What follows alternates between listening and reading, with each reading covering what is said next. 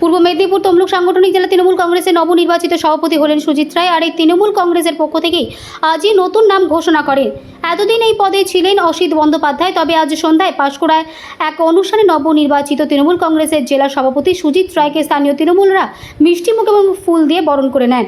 এদিন সুজিতবাবু জানান, আগামী দিন তৃণমূল কংগ্রেসকে আরও শক্তিশালী করার লক্ষ্যে তিনি কাজ করবেন।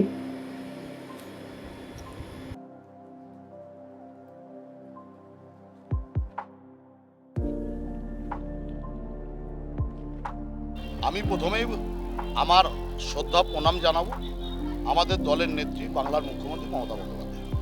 আমি আমার প্রণাম শুভেচ্ছা জানাবো আমাদের সর্বভারতীয় তৃণমূল কংগ্রেসের সাধারণ সম্পাদক অভিষেক বন্দ্যোপাধ্যায়ের রূপে। আমি আমার শ্রদ্ধা প্রণাম জানাবো আমাদের রাজ্য সভাপতি মাননীয় সুব্রত বক্সী মহাশয় আমার উপরে আস্থা রাখার জন্য। আমি সবাইকে নিয়ে, আমাদের অনেক সিনিয়র লিডার আছেন যারা দীর্ঘদিন ধরে বাংলা আমাদের নেত্রী মমতা বন্দ্যোপাধ্যায়ের সঙ্গে দলটা করছেন।